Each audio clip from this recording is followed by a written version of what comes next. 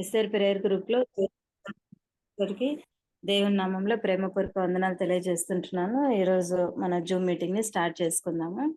మొట్టమొదటి starting prayer అరుణక్క, అరుణ సురేష్ అక్క. ప్రభా వందనాలు ప్రభా. ప్రభు నామంలో చేరి వచ్చిన పరిశుద్ధ స్త్రీలందరికీ వందనాలమ్మా. ఈనాటి మన ఎస్ఆర్ ప్రేయర్ వారియర్స్ ప్రార్థనా సహవాస కొడుకును ప్రార్థనతో ప్రారంభం చేసుకుందామమ్మా.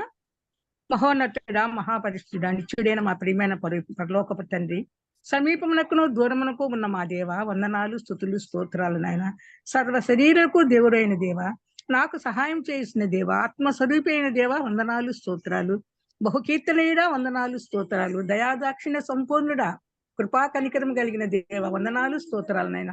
నీ కృప నాయన, నీ వాత్సల్యత ఎడతెగంది కాకుండా బట్టి నాయన ఈ రోజు మేము ఇలాగన నిర్మూలం కాకుండా ఈ దినాన్ని మాకు బహుమానంగా ఇచ్చి సజీవ లెక్కల్లో చేర్చి మా ఆయుష్కాలాన్ని పొడిగించిన ఆయన. అంత మాత్రమే కాకుండా నీ బిడ్డలతో కలిసి ఇలాగున ప్రతి దినమునైనా నీ జీవ వాక్కులను, నీ ప్రేమ వాక్కులను మేము వినడానికి మాకు ఇచ్చిన ఈ గొప్ప అవకాశాన్ని బట్టి వేలాది వందనాలు, కోటాను కోట్ల స్తోత్రాలు చెల్లించుకుంటున్నానయ్యా. ఎందుకంటే ఎంతో మంది మాకంటే గొప్పవారు, ధన సంపత్తి కలిగిన వారు, ఉద్యోగం ఎంతో మంది ఉన్నారయ్యా ఈ లోకములు. కానీ వాళ్ళ పనులలో బిజీగా ఉన్నారు. కొంతమంది మాటలతో ఉండుంటారు. కానీ అభాగ్యులము, అయోగ్యులము, ఏమి ఇంచుకైనా మంచి లేని వారము, కేవలం పాపములో పుట్టి పాపంలో పెరిగి ఉన్న మాకు నాయన విడిచిపెట్టుకోండి. ఆ భాగ్యాన్ని విడిచిపెట్టి నాయన మీరు కార్చిన ప్రశస్త రక్తధారల ద్వారా మా పాప జీవితాన్ని కడిగిన ఆయన నీ బిడ్డగా చేసుకొని నాయన ఉండబట్టే ఈనాడు తండ్రి అబ్బా నీ సన్నిధానంలో చేరి నీ బిడ్డలతో కలిసి ప్రభువా మీరు చేసిన మేళ్ళు ఉపకారాలను బట్టి ఆల్రెడీ మాకు రక్షణ అనే బహుమానంగా ఇచ్చారు. ఈ దినాన్ని బహుమానంగా ఇచ్చిన విధానాన్ని బట్టి మరొకసారి నీ పాదాలు చెంది వందనాలు, స్థుతులు, స్తోత్రాలు చెల్లించుకుంటున్నావు నాయన. అవునయ్యా, ఎంతోమంది ఎందరికో లేని భాగ్యాన్ని మాకు ఇచ్చిన విధానాన్ని బట్టి మరొకసారి కోటాన కోట్ల స్థుతులు, స్తోత్రాలు నాయన. మా కొరకు, మా పాప జీవితం కొరకు నాయన విడిచిపెట్టుకోండి. ఆ భాగ్యాన్ని విడిచిపెట్టమే కాకుండా నాయన ఏమిచ్చినా సరిపోదు నా బిడ్డలకని ఇలాగనే జీవిస్తూ మరణిస్తే నరకమే వాళ్ళ గతి అనుకుని తండ్రి నీ ప్రాణాన్ని విమోచన క్రైదనంగా పెట్టిన విమోచకుడా, మా సజీవుడైన యేసయ్య మరొకసారి కోటాను కోట్ల స్తోత్రాలు చెల్లించుకుంటున్నానైనా. చేరి వచ్చిన బిడ్డలందరిని బట్టి వందనాలు, స్తోత్రాలు. ఇంకా రావాల్సిన బిడ్డలందరినీ సకాలంలో వచ్చే భాగ్యం దయచేయండి ఆయన. ఎందుకంటే కాలం సమీపంలో ఉంది, కరువు దినాల్లో ఉంటున్నాము. నీ వాక్యం అయిపోతే చాలా కష్టం కదా ప్రభు. అందుకే సమయం ఉండగానే మేము చక్కబెట్టుకోవడానికి నాయన మా జీవితాన్ని, నీ వాక్యాన్ని మాకు ప్రతిదినము నీ బిడ్డ ద్వారా, అక్క ద్వారా నాయన మంచి తలంపు నాయన మీరు ఇచ్చారు ప్రభా. మీ తలంపులు, మీ ఆలోచనలు వండర్ఫుల్ అండ్ మార్వలెస్ నాయన. ఎవరు ఎక్కడా ఈ విధంగా కొనసాగుతూ లేదు కదా ప్రభా. ఇటువంటి భాగ్యాన్ని ఇచ్చిన అక్కగారిని బట్టి వందనాలు, స్తోత్రాలు చెల్లించుకుంటున్నానే. మంచి ఆయురారోగ్యాలతో నింపండి నాయన. ప్రయాణంలో తోడుగా ఉండండి. రేపు దినాన వాక్య పరిచయం అందిస్తుండగా కూడా అక్కడ కూడా ఎంతమంది నీ బిడ్డలు ఇంకా మారు మనసు రక్షణ అనుభవం లేని వారు ఉన్నారు. వాళ్ళందరూ వాక్యము ద్వారా విని నేను నమ్ముకొని రక్షణ ఉన్నత్యాన్ని పొందుకునే బిడ్డలుగా సహాయం చేయమని నీ సన్నిధిలో అక్కను బట్టి, అన్నగారిని బట్టి కూడా అడిగి వేడుకుంటున్నానయ్యా. ఈ విధంగా పరిచయం చేసిన బిడ్డలందరినీ పాదాలు చెంత తీసుకొస్తున్నాను ప్రభా. వందనాలు, స్తోత్రాలు నాయన. అదే విధంగా మరి ముఖ్యంగా తండ్రి ఈనాడు వాక్య పరిచయం చేస్తున్న బిడ్డ క్షేమం దీవించండి, ఆశీర్వదించండి ఆయన. ఆ బిడ్డ ద్వారా ఏ వాక్కులు మాకు కావాలనో మా జీవితాలని నైనా మేము ఆత్మానుసారంగా లేమో, జీవిస్తున్నామో లేదో, పైకి మాత్రం ఉన్నాము అలాగనే నాయన మా జీవితాల్లో మేము ఏ సరి చేసుకోవాలో మా ప్రవర్తన నాయన, మా నడత, మా మాటలు, మా తండ్రి ఎవ్రీథింగ్ నాయన మీకొక్కరికే తెలుసు నాయన. ఎందుకంటే మీ హృదయాన్ని అంతరిందాన్ని పరిశీలించే నీతి గల దేవుడు కనుక నీ సన్నిధిలో మోకరించి అడుక్కుంటున్నాం తండ్రి. అయా బిడ్డ చెప్పే వాక్యాన్ని దీవించండి, ఆశీర్వదించండి. ఆ వాక్యం ద్వారా ఇంకా నాయన ఎంతమంది రక్షణ మారు మనసు లేకున్నారు, ఆ విధంగా రక్షణ లేని వారికి రక్షణ, మారు మనసు పొందే భాగ్యం దయచేయమని సన్నిధిలో అడిగి వేడుకుంటున్నాను. ఆ కుటుంబాన్ని దీవించండి, ఆశీర్వదించండి నాన్న. అదే విధంగా బిడ్డ పాట పాడబడుతుండగానైనా పాటల ద్వారా కూడా నేను మహిమపరుస్తుండగానైనా బిడ్డలు ఇంకా రాబోయే రోజుల్లోనైనా స్వార్థ గాయకులుగా వాడుకోమని సన్నిధులు బిడ్డ ఆజ్ఞని బట్టి కూడా అడిగి వేడుకుంటున్నానే. ఆ విధంగానైనా ఈనాడు నాయన ప్రెసైడింగ్ చేస్తున్న బిడ్డనైనా ప్రభాను బట్టి వందనాలు, స్తోత్రాలు. గత కాలంలో కొంచెం నాయన ఈ తండ్రి వైరల్ ఫీవర్స్ వీటి వల్ల అనారోగ్యం వస్తున్నాడు బిడ్డను మళ్ళా నాయన స్వస్థపరిచారు. నిన్ను స్వస్థపరిచే హోవాన్ని నేనే నాయన బిడ్డను మళ్ళా క్షేమంగా తీసుకొచ్చారు. వందనాలు, స్తోత్రాలు నాయన. కుటుంబాన్ని దీవించండి, ఆశీర్వదించండి. చివరి వరకు మీరు తోడుగా ఉన్నాయన. అంత మాత్రమే కాకుండా ఇంకా ఎంతో మంది అనారోగ్యం అస్వస్థలో ఉన్నారు నేను బిడ్డలందరూ ఒక్కసారి నాయన. అయ్యా ప్రపంచానికే పరమ వైద్యుడు, వైద్యులకు మహావైద్యుడు మీరు నాయన. డాక్టర్స్ కేవలం జ్ఞానం ఇచ్చారయ్యా. ఆ బిడ్డలందరినీ మీరు ఒకసారి నాయన అయ్యా నీ చూపులతో ఈవెన్ నీ ఉమ్మి వేసినా చాలా అందరూ స్వస్థపడతారనయ్యా. అలాగని చేసి అందరూ సకాలంలో వచ్చే భాగ్యం దయచేయమని సన్నిధిని అడిగి వేడుకుంటున్నానయ్యా. అంత మాత్రమే కాకుండా తండ్రి ఇంకా నాయన చివరి వరకు నాయన మీరే మహిమగంతా పొందాలి కనుక ప్రభా, ఎటువంటి ఇంటర్నెట్ ఇష్యూస్ రాకుండా, ఎటువంటి అబ్స్ట్రక్షన్సే రాకుండా సహాయం చేయమని సందడి అడిగి వేడుకుంటూ, మరొకసారి నాయన రావాల్సిన బిడ్డలందరూ వచ్చే భాగ్యం తెచ్చి, ఏమైనా చిన్న చిన్న నాయన అవరోధాలు ఉంటే వాటి అన్నిటిని తీసివేయమని, అలాగే చేస్తూ చివరి వరకు మీరు మాత్రమే ప్రత్యక్షపరచబడాలి, మీ నామం మాత్రమే గణపరచబడాలి నాయన. ఈ విధంగా నీ నామానికే మహిమగంతా ఆరోపించుకుంటూ ఈ మా ప్రార్థనా మనవులు మా ప్రభువును మీ ప్రియ కుమారుడు త్వరలో రాజుగా రానున్న యేసయ్య అతి శక్తి కలిగిన నామమునే అడిగి వేడుకుని ప్రార్థించి పూజిస్తున్నాను పరమ తండ్రి. ఆమెన్. ఆమేన్. అక్క వందనాలు అక్క. వందనాలు ప్రభా. వందనాలు అక్క. Thank you. ఈరోజు మన మధ్యలో ఆగ్నెస్ ఉంటున్నది. దేవుని స్తుతిస్తూ తను పాట పాడుతుంది. ఆగ్నెస్ ఎవరో కాదు, షమీమక్క వాళ్ళ డాటరే, నంద్యాలలో ఉంటుంది తను. ఆగ్నెస్. అక్క వందనాలక్క. వందనాలు నాన్న. ప్రభువైన యేసుక్రీస్తు నామంలో చేరవచ్చిన అందరికీ వందనాలు. ఈ అవకాశం ఇచ్చిన పెద్దలకు అందరికీ వందనాలు.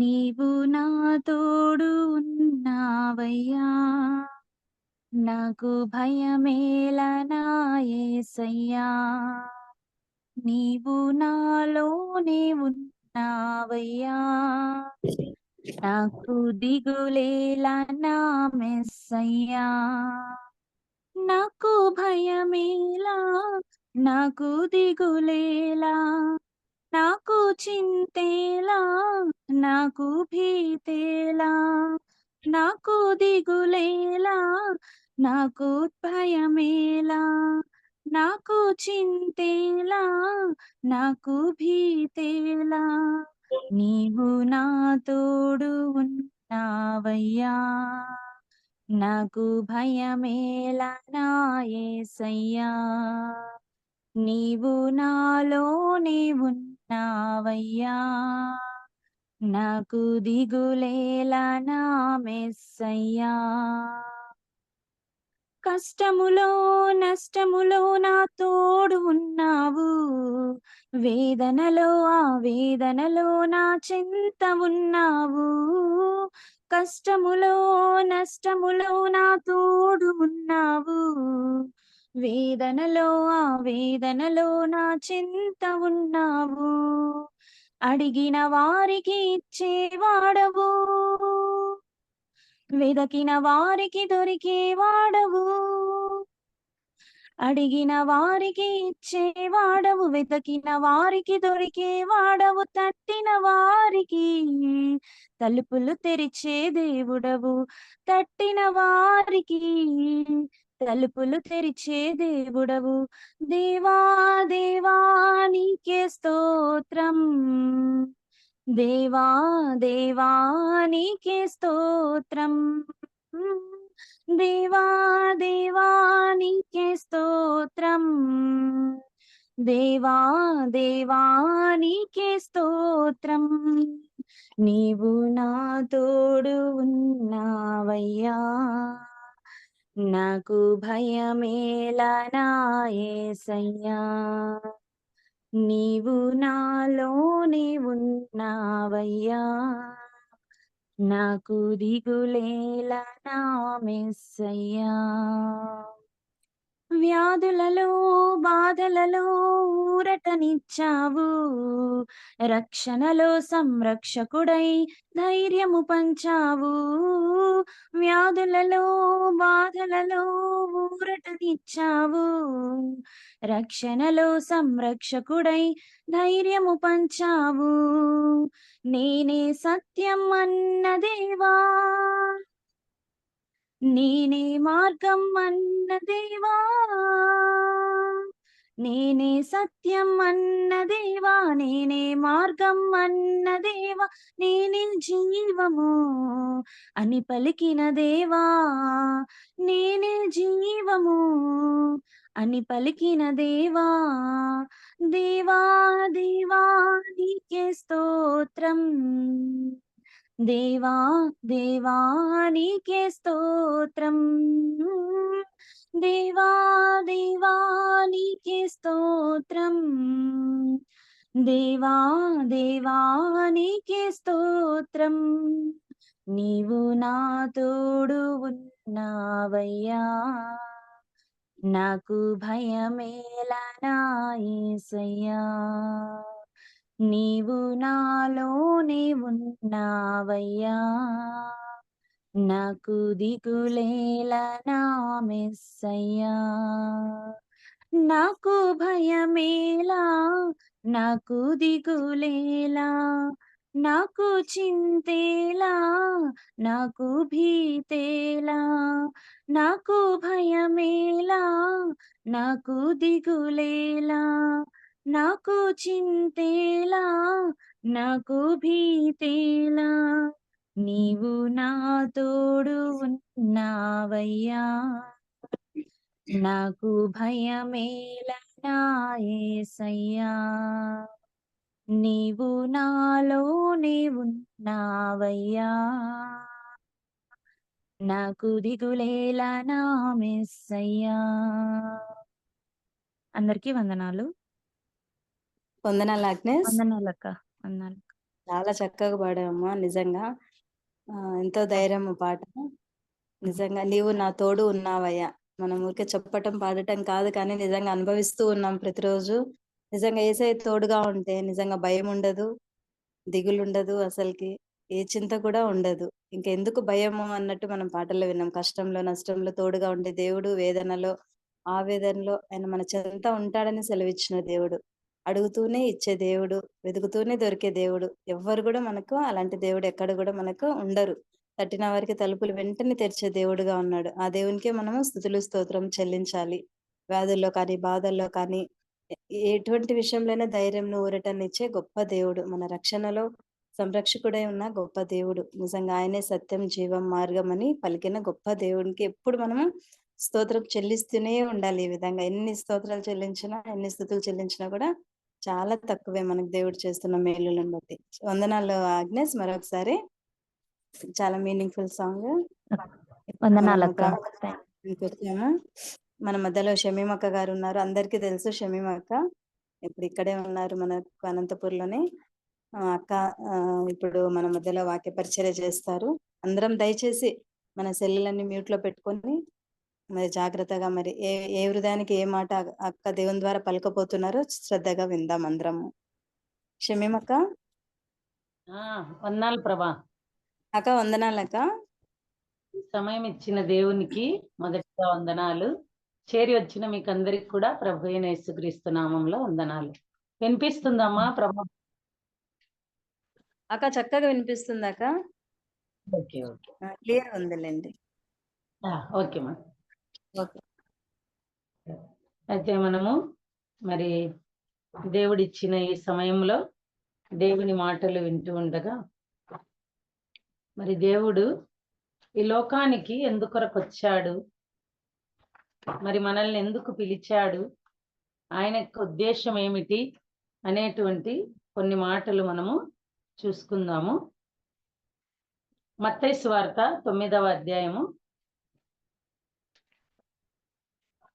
మత్తయి సువార్త 9వ అధ్యాయము 13వ వచనము చదువుకుందాము. అయితే నేను పాపులను పిలువచ్చితి గాని నీతిమంతులను పిలువ రాలేదు. అయితే మన దేవుడు ఎందుకోసం వచ్చాడు ఈ లోకానికంటే పాపులను పిలవడానికి వచ్చాడంట. మనం చాలా సార్లు విన్న మాటలే. పాపి నా మానవుడు ఈ లోకంలో మరి తనకు విడుదల ఎలా ఉందో తెలియక జీవిస్తూ ఉన్నప్పుడు దేవుడు ఏం చేశాడంటే ఆ పాపి అయిన మానవుణ్ణి పిలవడానికి ఈ లోకానికి వచ్చారు.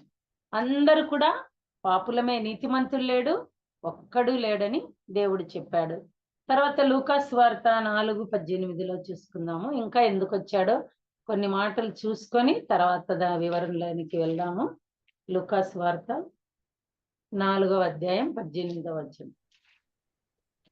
ప్రభు ఆత్మ నా మీద ఉన్నది, బీదలకు సువార్త ప్రకటించుటకై ఆయన నన్ను అభిషేకించను, చెరలోనున్న వారికి విడుదలను, గ్రుడ్డి వారికి చూపును కలుగునని ప్రకటించుటకును, నలిగిన వారిని విడిపించుటకును, ప్రభు హితవత్సరము ప్రకటించుటకును ఆయన నన్ను పంపి ఉన్నాడు. చాలా ఇంకా ఎందుకంట ఆయన మనల్ని పిలుచుకున్నది?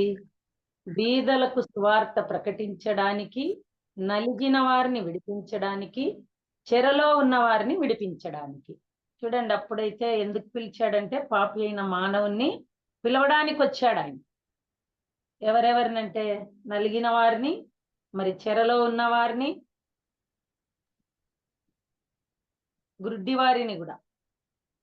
ఎలాగూ దేవుడు మనల్ని పిలుస్తూ ఉన్నాడు. నిజమే, పాపం అనే చెరలో మనము ఉంటూ ఉన్నాము కదా, పాపం అనే గుడ్డితనంలో మనము ఉంటూ ఉన్నాము. అలాగే మత్తయి సువార్త 15:30లో కూడా ఒక మాట చూస్తున్నాము. ఆయన ఎందుకు వచ్చాడు అని. మత్తయి సువార్త బహుజన సమూహంలో ఆయన యొద్దకు కుంటివారు, గ్రుడ్డివారు, మూగవారు, అంగహీనులు మొదలైన అనేకులు తీసుకొని వచ్చి ఆయన పాదముల యొద్ద పడవేసిరి. ఆయన వారిని స్వస్థపరిచెను. చూడండి, అందరి కొరకు మన ప్రభువు బలి అయిన వాడు. ఒకరి కొరకు కాదు, ఇద్దరి కొరకు కాదు కదా, అందరి కొరకు. అందుకే ఆ దినాల్లో ఏ రోగం ఉన్నవారైనా ఆయన దగ్గరకు వచ్చారంట. అంటే మానవులందరికీ మొదట ఉన్న రోగం ఏంటంటే పాప రోగమే, పాపులే కదా. కాబట్టి అందుకే ఆయన ఏమన్నారు, పాపుల రక్షకుడు అని కూడా అన్నారు. ఇంకా చూసుకుంటే మనము మత్తయి 20:28లో విమోచించడానికి వచ్చాడనే మాట ఉంటుంది చూడండి. మత్తయి సువార్త 20:20. అలాగే మనుష్య కుమారుడు పరిచారము చేయించుకొనుటకు రాలేదు కానీ పరిచారము చేయుటకును అనేకులకు ప్రతిగా విమోచన క్రయధనముగా తన ప్రాణము నిచ్చుటకును వచ్చెనని చెప్పాను. చూడండి, ఇంకా ఎందుకు వచ్చాడు, విమోచించడానికి అనేకుల్ని. కాబట్టి మన ప్రభువు మనల్ని పాపంలో ఉన్నప్పుడు పిలిచాడు, నలిగిన స్థితి నుంచి పిలిచాడు, గుడ్డితనము నుంచి పిలిచాడు, మరి చెరలో నుంచి పిలిచాడు. తర్వాత విమోచించడానికి ఆయన మనల్ని పిలుచుకున్నట్టుగా మనము చూస్తూ ఉన్నాము కదా. మరి యోహాను 10:10లో చూసుకుంటే జీవం ఇచ్చుటకు పిలిచాను అని ఉంటది. యోహాను సువార్త 10వ అధ్యాయం 10వ వచనం. ఒకసారి దేవుడు మనల్ని ఎందుకు పిలిచాడో మనం జ్ఞాపకం చేసుకుని, మరి ప్రభు చిత్తం ఏంటి, మనం ఎలాగున్నాం, ఈ విషయాలు మనం ధ్యానం చేసుకుందాము. దొంగతనమును 10 కదా. చదువు. 10. దొంగతనమును, హత్యను, నాశనమును చేయుటకు వచ్చును కానీ మరి దేనికి రాడు. గొర్రెలకు జీవము కలుగుటకును అది సమృద్ధిగా కలుగుటకును నేను వచ్చితినని మీతో నిశ్చయముగా చెప్పుచున్నాను. చాలండి, ఎందుకు వచ్చాడంట, జీవం ఇచ్చుటకైనా వచ్చాడంట. మరి లూకాసు వార్త 19:10 నశించిన దాన్ని వెతకి రక్షించడానికి. కాబట్టి చూడండి, ఎన్ని విషయాలు ఇక్కడ మనం చూసుకున్నామంటే. ఇంకా లూకాసు వార్త 19:10లో అయిపోయిన తర్వాత మార్కు స్వార్త 1:14-15 వచనాలు చదువుకొని లూకాసు వార్త కూడా చదువుకుందాము. యోహాను చెరపట్టబడిన తర్వాత యేసు, కాలము సంపూర్ణమై ఉన్నది, దేవుని రాజ్యము సమీపించి ఉన్నది, మారు మనసు పొంది సువార్త నమ్ముడని చెప్పు దేవుని సువార్త ప్రకటించుచు గలిలయకు వచ్చెను. ఇంకా ఎందుకు వచ్చాడంట, ఆయన బోధించడానికి వచ్చాడు కదా, మన బోధకుడు ఆయన. చిన్న మాట ప్రార్థన చేసుకొని వివరణలోకి పోదాము. మహాపరిశుద్ధుడా, మహాఘనుడా, మహోన్నతుడా, నిత్య నివాసువైన నా ప్రియ పరలోకపు తండ్రి, మారని మార్పు లేని దేవా, మీ ఘనమైన మహోన్నతమైన శ్రేష్టమైన నామానికి స్తోత్రాలు చెల్లించుకుంటున్నాం ప్రభువా. గొప్ప దేవుడవు తండ్రి, దయామయుడవు, కరుణా జాలి కృపా వాత్సల్య పూర్ణుడవు ప్రభువా. అయ్యా నాయనా తండ్రి, ఎంతో గొప్ప దేవుడవు నాయనా తండ్రి. ఆకాశ మహాకాశములు పట్టజాలని వాడవు, అక్షయుడుగా, ఆది సంభూతుడిగా, సర్వోన్నతునిగా, సార్వభౌమునిగా సింహాసనం మీద ఉంటున్న దేవుడవు తండ్రి. సమీపించరాని తేజస్సులో అమరత్వంలో ఉంటున్న వాడవు ప్రభువా. పరిశుద్ధుడుగా నాయనా తండ్రి మీరు ఉంటూ ఉన్నారు ప్రభువా. దేవానైనా అంత గొప్ప దేవుడవై ఉండి ప్రభువా, ఆ పరలోక మహామహిమను వదిలి తండ్రి ఈ లోకానికి నా కొరకు మా కొరకు వచ్చారు. అయ్యా, పాపులని పిలవచ్చితి గాని నీతిమంతుల కొరకు రాలేదు అని చెప్పారు తండ్రి. నిజంగా నాయన, పాపినైనా నన్ను మీరు పిలిచారు తండ్రి. అందుని బట్టి మీకు స్తోత్రాలు చెల్లించుకుంటున్నాను ప్రభువా. ఇదిగో నాయన, ఈ దినం ఈ వాక్య భాగాన్ని మీరు విరిచి మాకు వడ్డించండి. ఏం నేర్చుకోవాలని ప్రభువా ఈ సమయం ఇస్తిరో ఈ తరుణం ఇస్తిరో, ఈరోజు సజీవుల లెక్కలో ఉంచితిరో, మీ చిత్తం మీ ఆశ నెరవేరునట్లుగా నాయన మా హృదయంలో నాయన మేము వాక్యము అంగీకరించి భద్రపరుచుకొని ఆత్మల క్షేమం పొంది ప్రభు మీరు ఆశించిన మేర మేము ఎదగడానికి సహాయం చేయండి తండ్రి. వింటున్న అందరికీ మేలు క్షేమం దయచేయండి ప్రభు. నిష్ప్రయోజకురాల్ని తండ్రి, ఏ యోగ్యత లేని దాన్ని ప్రభు మీరే నాయన మాట్లాడి మాకు క్షేమం కలగజేయమని ఇదిగో ప్రభు చేరి వచ్చిన బిడ్డలందరినీ బట్టి మీకు స్తోత్రాలు. వారికి రావాల్సిన న్యాయమైన దీవెన దయచేయమని ఘనత మహిమా ప్రభావాలు మీకే చెల్లించుకుంటూ యేసు ప్రభుల వారి శ్రేష్టమైన నామంలో ప్రార్థిస్తున్నాం తండ్రి, ఆమేన్. నాన్సీ అరసద్దు. కాబట్టి దేవుడు మనల్ని ఎందుకు పిలిచాడంటే పాపులమై ఉండగా ఆయన పిలిచినట్టుగా మనము చూస్తూ ఉన్నాము కదా. పాపంలో ఉండగానే ఆయన పిలిచాడు, విడిపించడానికి, బాగు చేయడానికి, చెరలో ఉన్న వారికి, గుడ్డివారిగా ఉన్న వారికి ఆయన మరి పిలిచాడు. నిజంగా ఎవరైనా సరే చూడండి, పిలవాలంటే ఈ లోకంలో అయితే వాళ్ళకు ఒక అర్హత అనేది ఉంటుందన్నమాట కదా. ఈ లోకంలో నిజంగా మీకు అందరికి తెలిసింటది, అనిల్ అంబానీ ఇంట్లో ఒక వివాహం జరిగింది ఈ మధ్య కదా. కొన్ని కోట్లు ఖర్చు పెట్టి ఆయన చేశాడంట. మరి మనలో ఎవరినన్నా పిలిచాడా? తమ తాహతుకు తగిన వారిని, తమతో సరితూగగలిగిన వారిని కదా వాళ్ళు పిలుచుకున్నారు. మనం చాలా సార్లు చూస్తుంటాం, ఏమన్నా ఫంక్షన్లు, ఒకవేళ మన విశ్వాసుల్లో కానీ కొంచెం మంచి స్థితి ఉన్న వాళ్ళైతే పేదవారిని మనము పిలవం కదా. కాబట్టి అయితే దేవుడు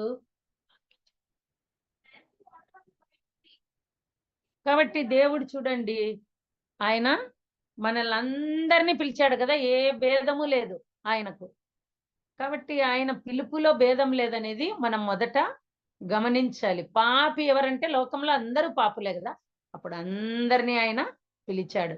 యుగ సంబంధమైన దేవత కలిగించిన గుడ్డితనంలో అందరు ఉన్నాం కాబట్టి అందరినీ పిలిచాడు.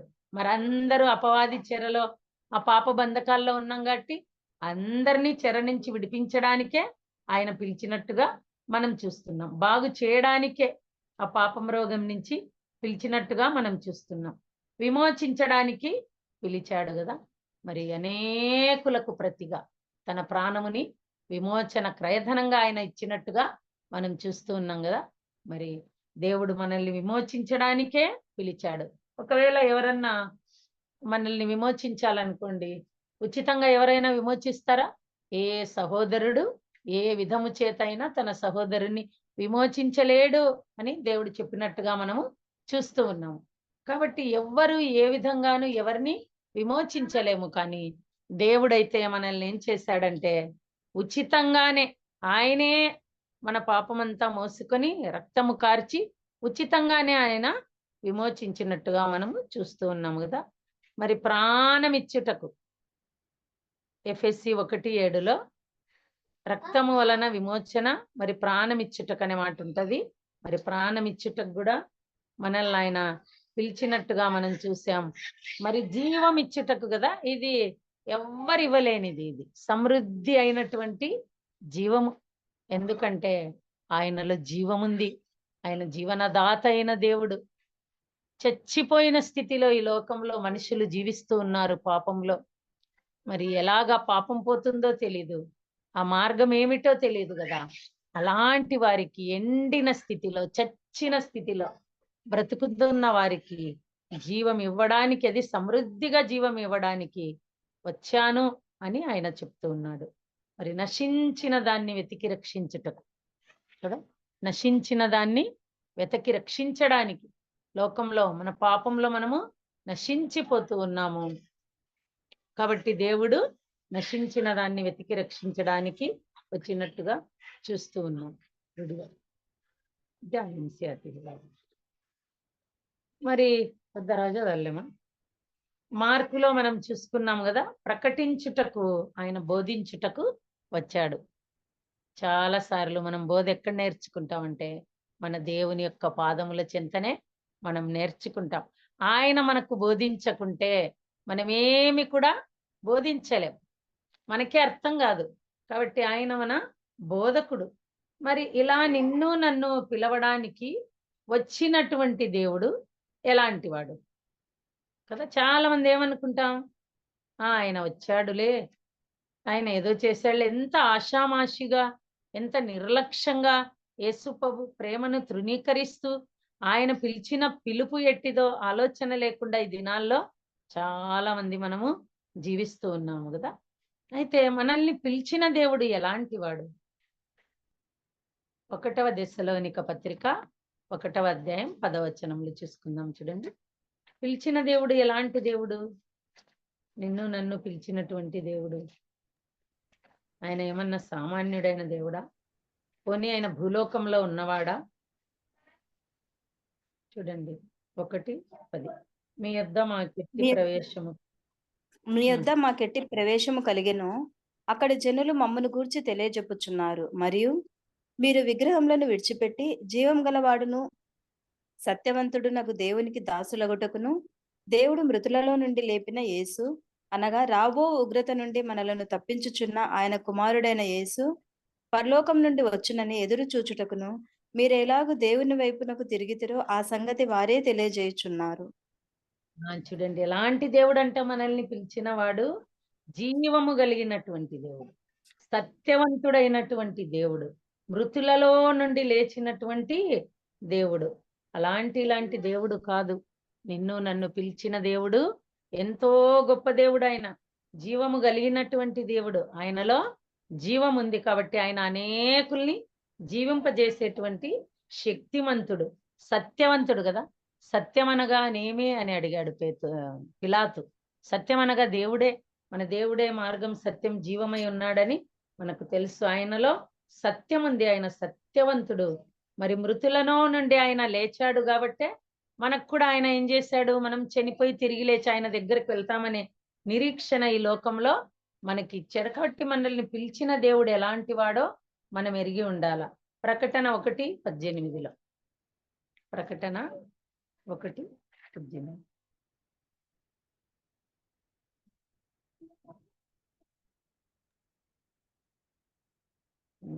నేను మొదటి వాడను కడపటి వాడను జీవించువాడను, మృదుడనైతిని కానీ ఇదిగో యుగ యుగములు సజీవుడనై ఉన్నాను, మరియు మరణం యొక్కయు పాతాళ లోకము యొక్కయు తాళపు చెవులు నా స్వాధీనంలో ఉన్నవి. చూడండి, ఎలాంటి వాడంట ఆయన. ఆయనే మొదటివాడు, ఆయనకు ముందు ఇంకా ఎవ్వరు కూడా లేరు. భూమి పుట్టక ముందే ఆయన ఉన్నాడు కాబట్టే ఆయనే సమస్తాన్ని చేశాడు. మనం ఆదికాండంలో ఆ విషయాలన్నీ మనకు తెలుసు కదా. మరి చివరివాడు ఆయనే, తీర్పునకు రాబోతూ ఉన్నాడు, అంత్య దినానికి రాబోతూ ఉన్నాడు, ఉగ్రత నుంచి మనల్ని తప్పించడానికి రాబోతూ ఉన్నాడు కదా. కాబట్టి మొదటివాడు కడపటివాడు జీవించువాడంట. అంటే ఎప్పుడు కూడా మరణం లేనటువంటి దేవుడు, మరి యుగ యుగములు సజీవుడై ఉన్నటువంటి దేవుడు అన్నమాట. మరి మరణం యొక్కయు పాతాళం యొక్కయు తాళపు చెవులు ఆయన స్వాధీనంలో ఉంచుకున్నటువంటి దేవుడు. అంటే ఆయన గొప్పతనము, ఆయన ఔన్నత్యము, ఆయన యొక్క ప్రభావము కదా ఇందులో చూస్తాం మనం. ఎంత గొప్పవాడు కదా ఆయన. యుగ యుగములు సజీవుడుగా ఉంటున్నవాడు, మరి కడపటివాడు, మొదటివాడు, మృతుడై బ్రతికినవాడు, మరి ఆ పాతాళ లోకము, మరి ఆ యొక్క తాళపు చెవిలు స్వాధీనంలో ఉంచుకున్నటువంటి దేవుడై ఉంటున్నాడు. మరణము యొక్క తాళపు చెవులంట. అంటే మరణము తప్పించుట ప్రభు అయిన యెహోవా వశం కదా. కాబట్టి ఆయన ఎంత గొప్ప దేవుడో మనము చూస్తూ ఉన్నాం. నిన్ను నన్ను పిలిచిన దేవుడు ఎలాంటి వాడు? ఆయన ఎంతో మహోన్నతుడైన గొప్ప దేవుడు. మార్కు సువార్తలో కూడా 16:6లో ఒక మాట చూసుకున్నాము. మార్కు సువార్త 16.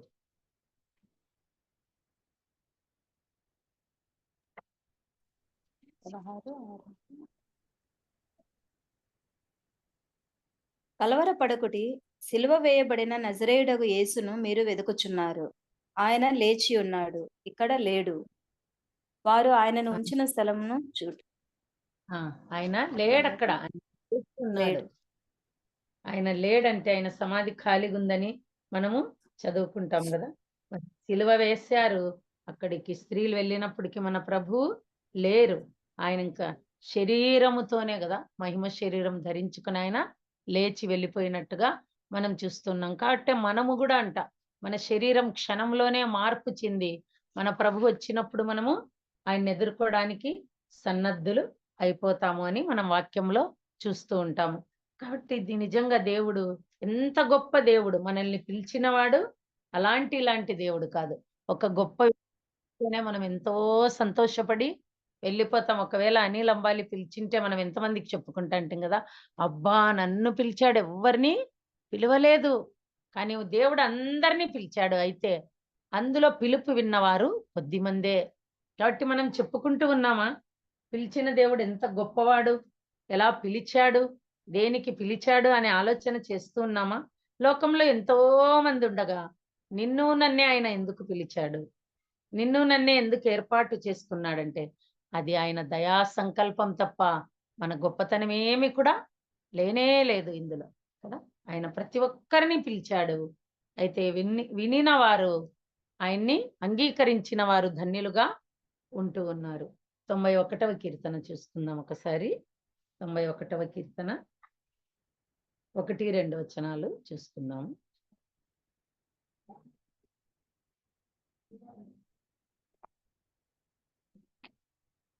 మహోన్నతిని చాటున నివసించువాడే సర్వశక్తిని నీడను విశ్రమించువాడు. ఆయనే నాకు ఆశ్రయము, నా కోట, నేను నమ్ముకున్న నా దేవుడని నేను యెహోవాను గూర్చి చెప్పుచున్నాను. ఇంకా ఎలాంటి వాడంట మన దేవుడు? మహోన్నతుడు, ఉన్నతుడు, మహోన్నతుడు, సర్వోన్నతుడు, సర్వశక్తిమంతుడంట. కాబట్టి మనం నమ్ముకున్న దేవుడు ఎలాంటి వాడు? మహోన్నతుడైన వాడు, సర్వశక్తిమంతుడైన వాడు కదా. మనకు ఆశ్రయంగా ఉంటున్న దేవుడు, కోటగా ఉంటున్న దేవుడు. కోట మన చుట్టూ ఉందనుకోండి, మనకి ఎలాంటి భయము కూడా ఉండదు కదా. మరి హాయి చుట్టూ కోటగోడలు ఉన్నప్పుడు, ఎరికో చుట్టూ కోటగోడలు ఉన్నప్పుడు కూల్చడానికి వారి చేత కాలేదు కాబట్టి దేవుడు వారికి సహాయం చేశాడు. కాబట్టి మన కోటగా ఉండే దేవుడు, మనం నమ్ముకున్న దేవుడు మహోన్నతుడు, సర్వశక్తిమంతుడు, గొప్ప దేవుడు. సరే, మరి ఈ దేవుడు పిలిచినప్పుడు అందరూ ఆయన్ని అంగీకరించాం, పాప క్షమాపణ పొందాం, మరి రక్షణ తీసుకున్నాము. అయితే అంత గొప్ప దేవుడు నిన్ను నన్ను ఎందుకు పిలిచాడు అని తెలుసుకున్నాము. మరి ఎందుకు పిలిచాడు? చూడండి, ఆమోస్ గ్రంథంలో ఒక మాట చూసుకుందాము. ఆమోస్ గ్రంథము 7వ అధ్యాయం 15వ వచనం.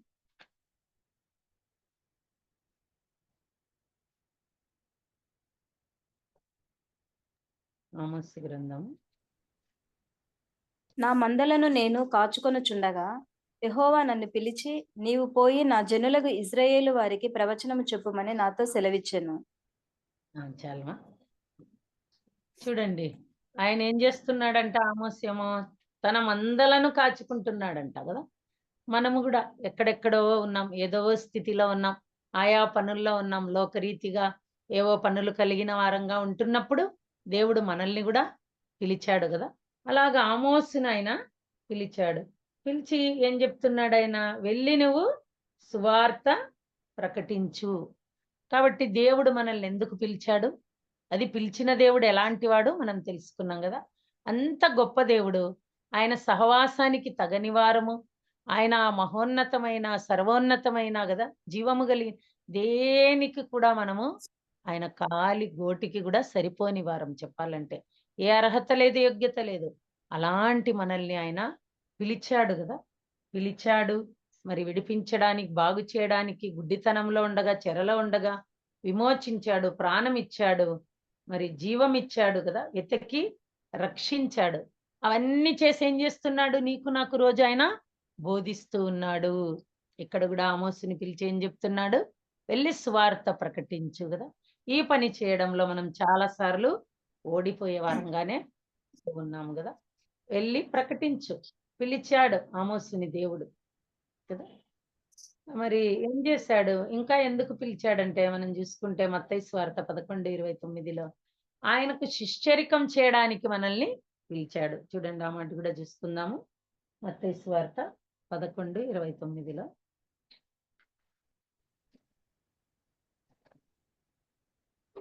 నేను సాత్వికుడను, దీన మనసు గలవాడను కనుక మీ మీద నా కాడి ఎత్తుకొని నా యుద్ధ నేర్చుకొనుడి, అప్పుడు మీ ప్రాణములకు విశ్రాంతి దొరుకును. ఏలైనగా నా కాడి సులువుగాను నా భారము తేలికగాను ఉన్నవి.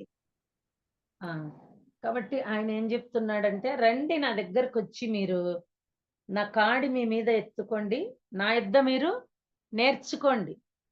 నేర్చుకుంటే ఆయన బోధిస్తాడు కదా, తన శిష్యులకు ఆయన ఎన్నో మాటలు బోధించాడు. ఒకటి మనం ఎప్పుడు చూసినా ప్రభువారు ఎన్నో ఉపమానాలు చెప్తూ ఎక్కువగా ఆయన పరలోకం గురించే చెప్తూ వచ్చారు కదా. ఎందుకంటే అక్కడ నుంచి వచ్చారు కాబట్టి మన ప్రభుల వారు అక్కడి సంగతులు ఆయనకు బాగా తెలుసు కాబట్టి వాటినే ఆయన అనేక సార్లు బోధిస్తూ వచ్చినట్టుగా మనం చూస్తున్నాం. కాబట్టి ఆయన మనల్ని పిలుస్తాడు తన శిష్యరికం చేయడానికంటే. ఆయన దగ్గర నేర్చుకునే వాళ్ళం ఎవరం? మనము శిష్యులమే కదా. మరి ఆయన పని కొరకై పిలిచే దేవుడు. అపోస్తుల కార్యాలు 13:2లో చూసుకుంటే ఆయన పని కొరకై పిలిచే దేవుడు. అయితే ఆ పనిలో వచ్చే కష్ట నష్టాలు, ఆ పనిలో వచ్చేటువంటి బాధలు, ఇరుకులు ఇవన్నీ కూడా ఆమోసు జీవితంలో మనం చూస్తాం. ఆయన వాటన్నిటిని భరించిన వాడిగా ఉంటూ ఉన్నాడు. మరి అపోస్తుల కార్యాలు 13:2లో మనం ఒక వచనం చూస్తున్నాము. 13వ అధ్యాయం 2వ వచనం.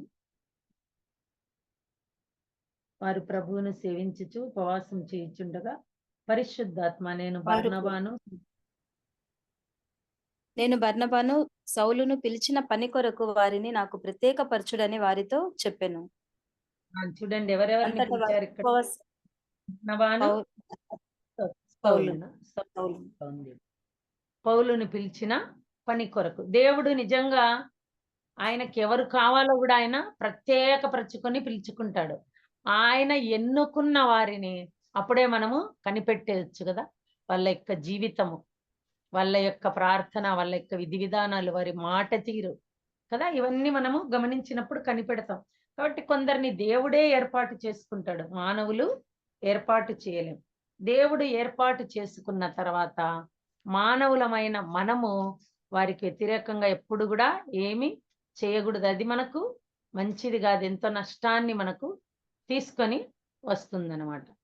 అయితే ఇక్కడ మనం ఆమోసు గ్రంథంలో చూసుకుంటే ఆమోసుని దేవుడు పిలిచి సువార్త ప్రకటించమని చెప్పినప్పుడు ఆమోసు ఏం చేశాడు చూడండి.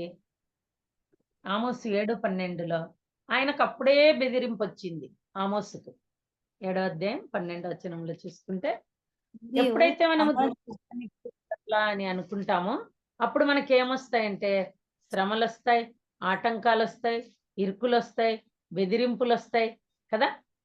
కాబట్టి మనము దేవుని పని చేయాలనుకున్నప్పుడు గట్టి నిర్ణయమే మనం తీసుకోవాల్సి ఉంటుందన్నమాట. చదువుమా.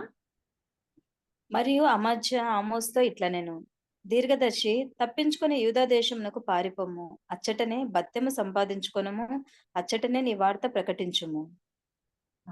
చూడండి ఏం చెప్తున్నాడు రాజు. నువ్వు వెళ్ళిపో, నీ దేశానికి వెళ్ళిపో, పారిపో, అక్కడే నువ్వు స్వార్థ ప్రకటించుకో, అక్కడే నీ బత్యము సంపాదించుకో. అయితే దేవుడు ఏం చెప్పాడు? ఇక్కడ నువ్వు స్వార్థ ప్రకటించు, నిన్ను అందుకే నేను పిలిచాను, ఈ స్థలంలోనే నువ్వు స్వార్థ ప్రకటించవలసి ఉంది అని దేవుడు చెప్పినాడు. కాబట్టి ఏం చేశాడు ఆమోసు? ఆ బెదిరింపులన్నీ తట్టుకొని నిలవబడిన వాడిగా మనం చూస్తూ ఉన్నాం. కాబట్టి మనకి ఎవరన్నా బెదిరించినప్పుడు మనం నిజంగా వాటన్నిటిని తట్టుకొని నిలవబడిన వారంగా ఉండాలి. ఎందుకంటే మనల్ని పిలిచింది మానవులు కాదు, మనల్ని ఏర్పాటు చేసుకుంది మానవులు కాదు, మనల్ని విమోచించింది మానవులు కాదు, మన కొరకై ప్రాణం పెట్టింది మానవులు కాదు కదా. మన కొరకు ఏమి చేయని మానవులకు మనం ఎందుకు భయపడాలి? ఒక రాజుకే భయపడలేదు ఈయన. ఆయన బెదిరించినప్పటికి కూడా ఏమి చేయకుండా అలాగూ ఉండిపోయాడు కదా. హెబ్రీలో ఆ మాట ఉంటుందిలేండి, నేను చదువుకోక్కర్లేదు కానీ, మీ ధైర్యమును విడిచిపెట్టకుడి, దానికి ప్రతిఫలంగా గొప్ప బహుమానం మీకు కలుగుతుందని దేవుడు సెలవిచ్చినాడు కదా. మరి ఆమోసుకు దేవుడు ఏం చేశాడంటే ఎన్నో దర్శనాలు చూపించినట్టుగా మనము చూస్తూ ఉన్నాం. ఎప్పుడైతే మనము నమ్మకంగా దేవుని కొరకు నిలవబడతామో, ఏ బెదిరింపులు మనం లెక్క చేయకుండా దేవుని మాటనే మనం వింటామో, అప్పుడు దేవుడు ఏం చేస్తాడంటే తన ప్రజలకు ఏమి చేయబోతూ ఉన్నాడో దేవుడు తెలియచేసేవానిగా ఉంటున్నాడు కదా. మరి ఆదికాండం 19వ అధ్యాయానికి వద్దాం చూడండి. దేవుడు ఎలాగూ తన ప్రజలకు తెలియచేస్తాడనేది. మరి అబ్రహాం ఉన్నాడు ఇక్కడ, మనందరికీ బాగా పరిచయం అయినటువంటి వాక్యాలే ఇవి. అయితే అబ్రహాముకు దేవుడు ఏం చెప్తాడు? సొదొమ గొమొర్రా విషయంలో నేను నా దాసునికి దాచెదనా అని దేవుడు చెప్పినట్టుగా మనము చూస్తూ ఉన్నాము కదా. మరి అక్కడ ఉన్నటువంటి లోతుకు ఆ సంగతి చెప్పలేదు గాని అబ్రహాముకు దేవుడు చెప్పాడు. ఎందుకంటే అబ్రహాము దేవుణ్ణి నమ్మిన నాటి నుంచి దేవునితో ఒక గొప్ప బాండింగ్ ఏర్పాటు చేసుకున్నాడు. ఒక ఏమంటారు దాన్ని, బంధము దేవునికి ఆయనకి ఎప్పుడు కూడా ఆ బంధము ఆయన తెంచివేసుకోలేదన్నమాట. ఇప్పుడు మనం ₹1,00,000 పెట్టి ఒక సెల్ కొన్నాం అనుకోండి, అన్నీ ఉన్నాయి దానికి, ఎన్నో ఫీచర్స్ అన్నీ. కానీ దానికి సిగ్నల్ లేకపోతే అది ఎందుకు కూడా పనికి రాదు. సిగ్నల్ ఉంటేనే అది పనిచేస్తది. అందులో ఏమన్నా ఉన్ని అది ఎన్ని లక్షణాలనా గాని గదా! మరి దేవునితో నీకు నాకు బాండింగ్ అనేది లేకపోతే, దేవుడిచ్చేటువంటి సిగ్నల్స్ లేకపోతే, మనం ఏమి కలిగి ఉన్నా వ్యర్థమే. అలాంటి దేవునితో ఒక సంబంధాన్ని కలిగి ఉన్న వ్యక్తిగా మనం అబ్రహాంని చూస్తూ ఉన్నాం. అందుకే దేవుడు ఏం చెప్పాడు అబ్రహాము దగ్గరికి వెళ్లి, సొదొమ గొమొర్రా విషయంలో చూడండి 18వ అధ్యాయము 20వ వచనం మనము చదువుకుందాం. చదువుమా ప్రభా. మరియు యెహోవా సొదొమ గొమొర్రాలను గూర్చిన మొర గొప్పది కనుకను వాటి పాపము బహు భారమైనది కనుకను నేను దిగిపోయి నా యుద్ధకు వచ్చిన ఆ మొర చొప్పుననే వారు సంపూర్ణముగా చేసిరో లేదో చూచెదను. చేయని ఎడల నేను తెలుసుకొందుననెను.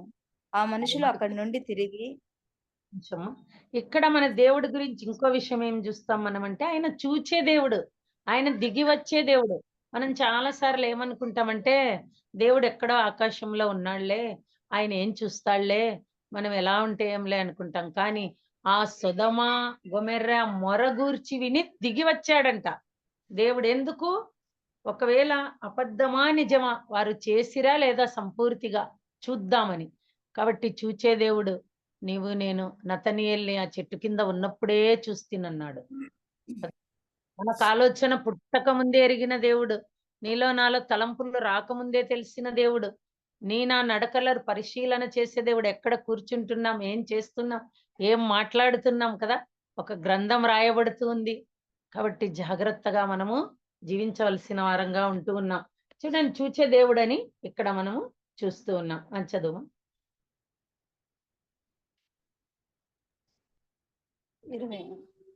22వ వచనం.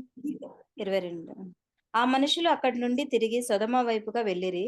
అబ్రహాము ఇంకా యెహోవా సన్నిధిని నిల్చుండెను. అప్పుడు అబ్రహాము సమీపించి ఇట్లనెను, దుష్టులతో కూడా నీతిమంతులను నాశనం చేయుదువా? ఆ పట్టణంలో ఒకవేళ 70 మంది ఒక్క నిమిషం. చూడండి, ఇక్కడ మనము ఒక చిన్న ఎంత చక్కటి ఆలోచన మనం చేయవచ్చు. దేవునితో సంబంధం కలిగి ఉంటే దేవుడు ఏం చేస్తాడో గూడా మనకు తెలియచేస్తాడంట. అబ్రహాముకు తెలియచేసినప్పుడు అబ్రహాం ఏం చేశాడు? దేవుని దగ్గర విజ్ఞాపన చేశాడు. ఆ చేసిన విజ్ఞాపనను బట్టే లోతు ఆయన కుటుంబం తప్పించబడింది గాని, అది లోతుని బట్టి కాదని మనకు తెలుసు కదా! కాబట్టి ఇప్పుడు గూడా లోకంలో ఎన్నో సంగతులు జరిగిపోతూ ఉన్నాయి. నిజంగా అలా చక్కటి బాండింగ్ మనం ప్రభుతో కలిగి ఉంటే, ప్రభు మనకు కూడా ఆ విషయాలు తెలిపేవాడిగా ఉంటున్నాడంట. లోకంలో ఎంతమంది నశించిపోతున్నారు గదా!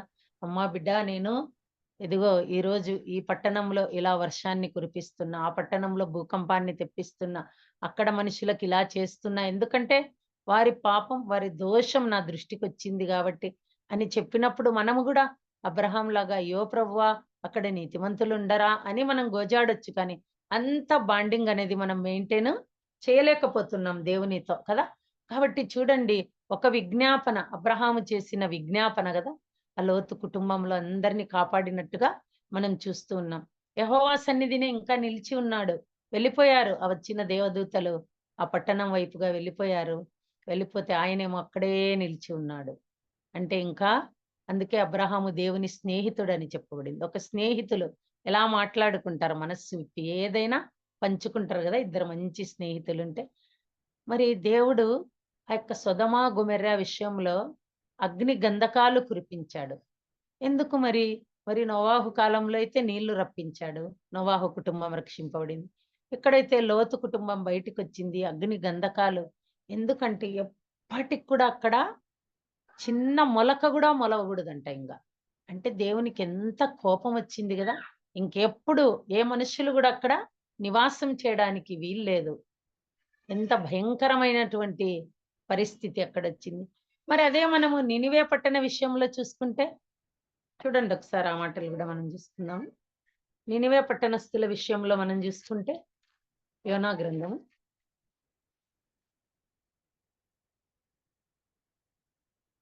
దేవుడు ఆయన మరి ఆయా వ్యక్తుల పాపాన్ని బట్టే వారిని శిక్షిస్తూ ఉంటాడని ఇక్కడ మనము చూస్తూ ఉన్నాము కదా. 1వ అధ్యాయం 1వ వచనంలోనే ఆ మాట ఉంటది చూడండి. 2వ వచనంలో నినివే యెహోవా పట్టణ చదువు అమితే కుమారుడైన యోనాకు ప్రత్యక్షమై ఇలాగూ సెలవిచ్చెను. నినివే పట్టణస్థుల దోషము నా దృష్టికి ఘోరమాయెను కనుక నీవు లేచి నినివే మహాపట్టణమునకు పోయి దానికి దుర్గతి కలుగునని ప్రకటింపుము. చూడండి ఇక్కడ ఏం చెప్తున్నాడు దేవుడు. సేమ్ అక్కడ కూడా సొదమ గొమొర్రాల మొర నా దగ్గరకు వచ్చింది కాబట్టి నేను దాన్ని నాశనం చేస్తా అని చెప్పాడు. ఇక్కడ కూడా ఏం చెప్తున్నాడు, ఆ పట్టణము నా దృష్టి ఘోరమాయను గనుక, ఆ పట్టణస్థుల దోషము కాబట్టి నేను దాన్ని నాశనం చేస్తాను. అయితే ఇక్కడికి అక్కడికి జరిగిన మార్పు ఏంటంటే, ఇక్కడ ఎప్పుడైతే ఆ వార్త ఆ ప్రజలు విన్నారో వాళ్ళందరూ ఏం చేశారంటే పశ్చాత్తాపపడి ఉపవాసాలుండి కన్నీళ్లు కార్చి దేవుణ్ణి వాళ్ళు వేడుకున్నారు. వేడుకున్నాడు కాబట్టి దేవుడు ఏం చేశాడు, 2వ అధ్యాయము 10వ వచనం చదువు. ఇదే యోనా గ్రంథం 3:10. అంతలో యెహోవా మత్స్యమునకు ఆజ్ఞ ఇయ్యగా అది యోనా 3:10. 3:10. ఓకే. ఈ నినివే వారు తమ చెడు నడతలను మానుకొనగా వారు చేయుచున్న క్రియలను దేవుడు చూచి పశ్చాత్తాపుడై వారికి చేయుదునని తాను మాట ఇచ్చిన కీడు చేయక మానెను. చూడండి, ఎప్పుడైనా సరే చెడు నడతలు అనేవి మానుకుంటే దేవునికి ఎంత ఇష్టం కదా. అప్పటి వరకు ఎంత చెడుతనంలో ఉన్నారు వాళ్ళు. ఇంకా అయిపోయింది, ఆ పట్టణాన్ని నాశనం చేయాలని దేవుడు అనుకున్నాడు. అయితే వారు తమ చెడు నడతలు ఎప్పుడైతే మానుకున్నారు కదా, రాజు మొదలుకొని అందరూ గోనెపట్ట ధరించుకున్నారు. ఆ విషయాలన్నీ మనకు తెలిసినవే. వాళ్ళందరూ పశ్చాత్తాపడి దేవుని వైపు తిరిగినప్పుడు దేవుడు ఏం చేశాడంట, చేస్తానన్న కీడు చేయక మానినాడు. దేవుడే పశ్చాత్తాపడినాడంట. అంటే వాళ్ళు అంతగా దేవుని దృష్టికి వాళ్ళ యొక్క పశ్చాత్తాపం కూడా కనపడింది చూడండి. అయితే ఇక్కడ ఎప్పుడైతే అబ్రహాం ఒక్కడు విజ్ఞాపన చేశాడు గాని, మరి లోతు అక్కడ ఉన్నాడు గాని, లోతు ఏమాత్రం తను పశ్చాత్తాపడినట్టుగా గాని మనం చూడము. ఆ ప్రజలు కూడా పశ్చాత్తాపడినట్టుగా మనము చూడము.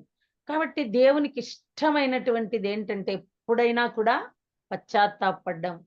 మన లోపాలు మనకు తెలిసినప్పుడు, మనం చేసినటువంటి కార్యాలు మన మనస్సాక్షి మనం గద్దించినప్పుడు, లేదా దేవుని సేవకుల ద్వారా మనము హెచ్చరించబడుతున్నప్పుడు ఎప్పుడైతే మనం పశ్చాత్తాపడతామో అప్పుడు ఆయన చేస్తానన్న కీడు చేయక మానేటువంటి దేవుడు. అయితే ఈ సొదమ గొమొర్రాలలో అయితే అసలు దేవుడు చేసింది మనం చదువుకుంటే గిన అగ్ని గంధకాలు కురిపించి మొత్తము కూడా ఆయన కాల్చి వేసినట్టుగా మనము చూస్తూ ఉన్నాం. ఎప్పటికి కూడా ఇంకా ఆ పట్టణము అసలు ఇంకా అది దాంట్లో మనుషులు కాపురం ఉండడానికి లేదు. అక్కడ ఏవి కూడా మొలచవంట. ఎందుకంటే వాళ్ళు దేవుని దృష్టికి పశ్చాత్తాపం అనేది పడలేదు. ఆయన దృష్టిలో తగ్గించుకోలేదు. ఆయన వైపు తిరగలేదు. పాపాలు ఒప్పుకోలేదు. క్షమాపణ కోరలేదు కదా. కాబట్టి దేవునికి ఇష్టమైనటువంటి కార్యము నినివే పట్టణస్థులు చేశారు కాబట్టి దేవుడు ఏం చేశాడంటే వాళ్ళకి చేస్తానన్న కీడు చేయకుండా తప్పించినట్టుగా మనము చూస్తూ ఉన్నాము కదా. మరి దేవుడు ఆమోసు కూడా సెలవిచ్చిన మాటలవే, వెళ్ళి నా ప్రజలైన ఇశ్రాయేలు వారికి స్వార్థ ప్రకటించుము.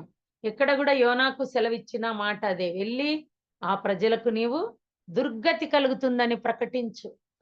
సేవకుల్ని ఏర్పాటు చేసుకుని, బోధకుల్ని ఏర్పాటు చేసుకుని ఆయన మాటలు వినిపిస్తూ ఉండగా దేవుడు ఏర్పాటు చేసుకున్న మనము విని ఎలాగూ మనము రియాక్ట్ అవుతున్నాం, ఎంతవరకు దాన్ని మనం అంగీకరిస్తున్నాం, ఎంతవరకు అందులో నడుస్తూ ఉన్నాం, దేవునితో ఎలాంటి సంబంధాన్ని మనము కొనసాగించుకుంటూ ఈ లోకంలో జీవిస్తూ ఉన్నాము. ఎందుకంటే మానవుని ఆయుష్ ఈ దినాల్లో మనము చూస్తే నీటి బుడగలాగా ఎగిరిపోతూ ఉంది కదా. మరి మెతూషెల దినముల్లో ఏమో 930 సంవత్సరాల ఆయుష్. అది మరి మోషే దగ్గరకు వచ్చేపాటికి 6వ అధ్యాయంలో 120 అయిపోయింది. కీర్తనల్లోకి వచ్చేపాటికి 80 అయిపోయింది. యాకోబు పత్రికలు వచ్చేపాటికి అంతలో కనబడి ఇంతలో మాయమయ్యే ఆవిరి వంటి వారు, దుమ్ము ధూళి లాంటి వారం అయిపోయామంటే ఎంతసేపు ఉంటది దుమ్ము, ఎంతసేపు ఉంటది ఆవిరి. కనుక ఇలాంటి జీవితాన్ని కలిగి మనం ఎలాగ జీవిస్తున్నాం దేవుని కొరకు, ఆయనతో ఎలాంటి సంబంధాన్ని మనము కలిగి ఉంటూ ఉన్నాం. పిలిచిన దేవుడు, నిన్ను నన్ను ప్రత్యేకపరుచుకున్న దేవుడు, విమోచించుకున్న దేవుడు కదా, మనకు రోజు బోధించే దేవుడు. ఆయన బోధిస్తాడు, మనకు తెలియని విషయాలు నేర్పిస్తాడు ఆయన ఎంతో చక్కగా తన యొక్క సన్నిధిలో. మరి యెహెజ్కేలు గ్రంథంలో ఒక మాట 18వ అధ్యాయంలో మనము లేఖనాల్లో నుంచి చూసుకుందాం. చూడండి, ఇది నేను చాలా సార్లు చదువుకునే నాకు ఇష్టమైన మాట అన్నమాట. ఎప్పుడు యెహెజ్కేలు గ్రంథము 18వ అధ్యాయం 26వ వచనం. నీతిపరుడు తన నీతిని విడిచి పాపము చేసిన ఎడల అతడు దానిని బట్టి మరణము నొందును. తాను పాపము చేయుటను బట్టియే కదా అతడు మరణం నొందును. మరియు ఇక్కడ ఏం ఉండుమా ప్రభా, నీతిమంతుడు మనల్ని ఆయన తన రక్తముతో నీతిమంతులుగా చేశాడు. చేసిన తర్వాత మనము ఆ నీతిని విడిచి పాపము చేస్తే దానిని బట్టే కదా మరణం పొందుతాము. తాను పాపం చేయుటను బట్టియే కదా అతడు మరణమునందును అని మనకే క్వశ్చన్ వేస్తున్నాడు దేవుడు. అంతే కదా, ఏ పాపంలో పడి మనము అయ్యో ప్రభువా ఈ పాపం నుంచి విడుదల లేదే, మాకు శాంతి లేదే, సమాధానము లేదే అని మూలుగుతూ నిట్టూరుస్తూ ఆ పాపం పోయే మార్గము లేక కదా, ఎంతో మనశ్శాంతి లేక జీవిస్తున్నప్పుడు ఆ పాపం నుంచి విడిపించాడు ఆయన. విడిపించడానికి ఆయన తన ప్రాణాన్నే పణముగా పెట్టాడు. తన రక్తమంతా నీ కొరకు నా కొరకు కార్చాడు. ఏమీ ఇవ్వలేదు, మనం ఉచితంగానే ఆయన మనల్ని విడిపించాడు. మరి విడిపించిన తర్వాత మరలా నీతిని వదిలివేసి, ఆయన చెప్పిన మాటలన్నీ వదిలివేసి మరా పాపం చేస్తే ఆ పాపముని బట్టే కదా మీరు మరణం పొందుతారు అని చెప్తూ ఉన్నాడు. తర్వాత 27వ వచనం చదువు. మరియు దుష్టుడు అదే చదవండి. మరియు దుష్టుడు తాను చేయవచ్చిన దుష్టత్వము నుండి మరలి నీతి న్యాయములను జరిగించిన ఎడల తన ప్రాణము రక్షించుకొనును. అతడు ఆలోచించుకొని తాను చేయవచ్చినను అతిక్రమ క్రియలన్నిటినీ చేయక మానెను కనుక అతడు మరణం నొందక అవశ్యముగా బ్రతుకును. నినివే ప్రజలు చేసినది ఇదే. వాళ్ళు ఏం చేస్తున్నారంటే, వాళ్ళు ఏమేం చేశారో ఆలోచన చేసుకొని వాళ్ళ అతిక్రమ క్రియలన్నిటినీ చేయకుండా మానేస్తున్నారంట దేవుని దగ్గర ఒప్పుకొని. అందుకే దేవుడు ఏం చేశాడు, వాళ్ళ మీద నుంచి తన కోపమంతా మళ్లించుకొని దేవుడే పశ్చాత్తాపడి వాళ్ళని బ్రతికేటట్లు చేసినారు. కాబట్టి దుష్టుడు తాను చేయిచు వచ్చిన దుష్టత్వం నుంచి మరలి నీతి న్యాయములను జరిగించుకొని ఎడల తన ప్రాణమును రక్షించుకొనను.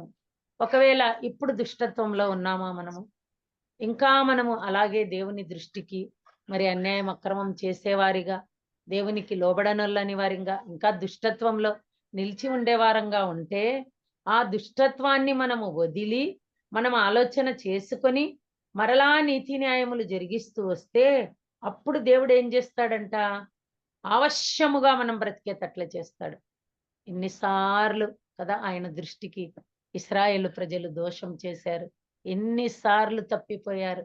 నడిపించడానికి ఒక నాయకుణ్ణి ఏర్పాటు చేస్తే ఆ మూలుగులు విని దేవుడు వారిని విడిపిస్తే అయ్యో మాకి అవి గుర్తుకొచ్చినాయి, అయ్యో మాకి నీళ్లు లేవని ఎంత బాధ పెట్టినప్పటికి కూడా మరి నడిపిస్తూనే ఉన్నాడు కదా మోషే. ఎన్నిసార్లు వ్యతిరేకంగా, ఒకసారి అంటాడు అయ్యో ప్రభువా ఇంకా ఆలస్యమైతే ఈ ప్రజలన్నీ రాళ్లతో కొట్టి చంపేస్తారేమో కదా. ఒక నాయకుణ్ణి ఏర్పాటు చేసుకున్న వాళ్ళ కొరకు పెడితే ఆ నాయకుడు ఎందుకు అలాగున్నాడు, ఆయనకు మాటలు రావా, ఆయనకు తిరుగుబాటు చేయడం రాదా? కేవలం దేవుణ్ణి బట్టి సాత్వికునిగా ఏమీ మాట్లాడకుండా దేవుడు ఏమి చెప్తే అది చేసుకుంటూ వెళ్ళిపోతూ ఉంటే ఈ ప్రజలేమో మాటి మాటికి తిరగబడుతూ శోధిస్తూ వాళ్ళ దుష్టత్వం వాళ్ళు మానలేదు కాబట్టి అందరు అరణ్యంలోనే రాలిపోయినట్టుగా చూస్తూ ఉన్నాం కదా. దినాల్లో నిజంగా ఎన్ని మరణాలు మనం చూస్తూ ఉన్నాం, ఎంత భయంకరమైన జబ్బులు చూస్తూ ఉన్నాం. నిజంగా మనం భయపడుతూ ఉన్నామా, మనం ఆలోచన చేస్తూ ఉన్నామా? మందిరానికి వెళ్ళినప్పుడే నీ ప్రవర్తన జాగ్రత్తగా చూచుకుంటే మందిరంలో ఉన్నప్పుడు ఎంత జాగ్రత్త ఉండాలి మనకు. ఏ మనస్సుతో వెళ్తున్నాం, అసలు దేని కొరకు వెళ్తున్నాం మనం. కాబట్టి దేవుడు రాయించిన మాటలు చదువుతున్నప్పుడు ఎంత భయం వేస్తుంది వింటే కదా. నిజంగా ఆ పాపముని బట్టే కదా నువ్వు మరణం అందావు. మరి అడగడానికి ఉందా మనకు? ప్రభువా అంటే నువ్వే కదా పాపం చేసావు, నువ్వే కదా ఆ నీతి న్యాయములు వదిలేసావు, నువ్వే కదా దుష్టత్వంలోకి వెళ్తున్నావు, కాబట్టి మరణించుట న్యాయమే కదా అంటున్నాడు. ఎప్పుడైతే ఆ దుష్టత్వం అంతా మనం ఎరిగి మానుకుంటామో ఆయన అవశ్యముగా బ్రతుకును అని చెప్తూ ఉన్నాడు.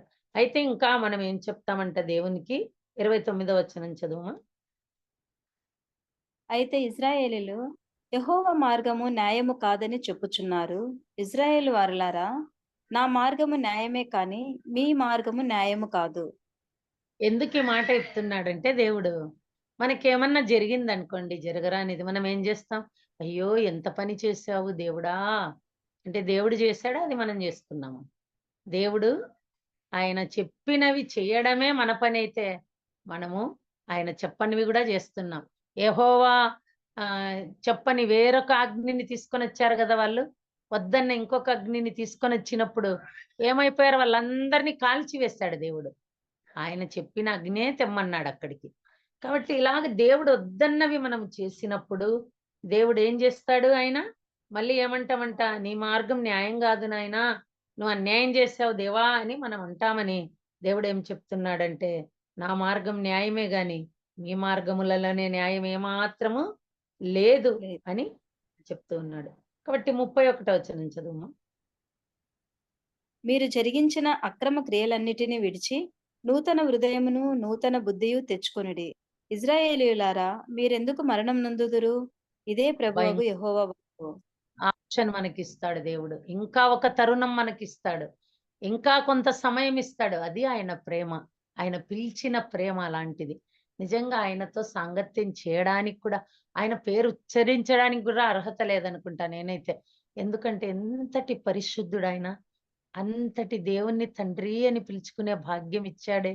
ఇందుకు యోగ్యురాలినేనా ప్రభువా నేను అని నేనైతే ప్రతి దినము అనుకుంటాను. ప్రార్థన కూర్చున్నప్పుడు, చేస్తున్నప్పుడు. నిజంగా నాకెంత ఆనందం వేస్తదో. అస్సలు ఏం యోగ్యత ఉందని ప్రభువా ఇంత ఆధిక్యత నాకిచ్చావు అని. అలాంటి నన్ను ఆయన ఏర్పాటు చేసుకొని ఈ లోకంలో ఆయన కొరకు విజ్ఞాపన చేసే వారంగా, నశించిపోతున్న వారిని రక్షించే వారంగా, స్వార్థ ప్రకటించే వారంగా, అనేకులకు ఆశీర్వాద కారణంగా ఉండవలసిన మనమే భ్రష్టత్వంలో పడిపోతూ ఉంటే దేవునికి ఎంత బాధ, ఎంత దుఃఖము. అందుకే ఆయన చెప్తూ ఉన్నాడు, మరొక ఆప్షన్ ఇస్తూ ఉన్నాడు కదా, మీరు జరిగించిన క్రియలన్నిటినీ, అక్రమ క్రియలన్నిటినీ విడిచి, అమ్మా ఎప్పుడైనా విడిచిపెట్టండి, ఇంకా సమయం ఉంది, ఇంకా తరుణం ఉంది. దేవుడు హెచ్చరిస్తూ ఉన్నాడు. కాబట్టి విడిచిపెట్టి ఏం చేయాలంట? నూతన హృదయం నూతన బుద్ధి తెచ్చుకొనుడి. చూడండి, హృదయం పాతగిలిపోయింది, మనస్సాక్షి చచ్చిపోయింది, వాత వేయబడింది, బుద్ధి కూడా మారిపోయింది. కాబట్టి నూతన హృదయం నూతన బుద్ధి తెచ్చుకొనండి. మరలా తరుణం ఇస్తున్నారు. మీరెందుకు మరణం అందుతారు ఇలాగే ఉంటూ? ఎందుకు మీరు చనిపోతారు? మారండి, మీరు వదిలివేయండి, నూతన బుద్ధి తెచ్చుకోండి, నూతన హృదయము తెచ్చుకోండి అని దేవుడు చెప్తున్నట్టుగా మనము చూస్తూ ఉన్నాము. మరి చివరిగా 32వ వచనం చదువుకొని మనం ముగించుకుందాం. చెప్పుమా, చదువుమా. మరణం నొందువాడు మరణం నొందుటను బట్టి నేను సంతోషించువాడను కాను. కావున మీరు మనసు త్రిప్పుకొనుడి, అప్పుడు మీరు బ్రతుకుదురు. ఇదే ప్రభువగు యెహోవా వాక్కు. ఇప్పుడు మరణం నందువాడు మరణం అందితే ఆయనకు సంతోషం లేదంట. దుష్టుడు తన దుష్టత్వం నుంచి మరలితేనే నాకు సంతోషం. ఇక్కడ 12వ వచనంలో ఆ మాట చెప్పాడు. 23వ వచనంలో, 22, 23లో ఆ మాట ఉంది చూడండి.